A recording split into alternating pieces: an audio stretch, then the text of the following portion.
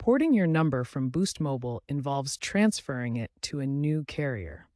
Boost Mobile doesn't use a traditional transfer PIN. Instead, they verify your identity using the last four digits of your Social Security number or another government-issued ID. To start, you'll need your Boost Mobile account number, which is a 10 to 12-digit identifier.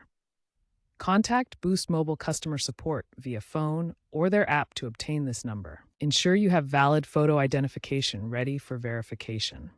It's important to confirm there are no outstanding balances on your account, as this can delay the porting process. Keep in mind, porting is free and Boost Mobile is required to comply with FCC regulations, ensuring you can move your number without unreasonable delays. The new carrier will generate a porting authorization code, PAC, which acts as a transfer PIN.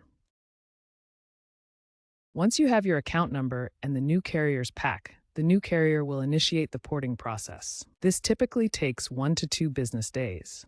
Your Boost Mobile SIM card will remain active until the transfer is complete. After the switch, cancel your Boost Mobile service to avoid further charges and return any leased equipment. Double-check that the information you provide to the new carrier matches your Boost Mobile account to prevent delays.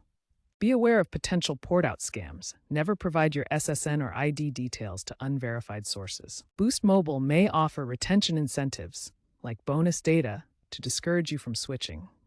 So consider these before finalizing your decision. With increased competition in prepaid, porting out from Boost Mobile has increased over the last couple of years.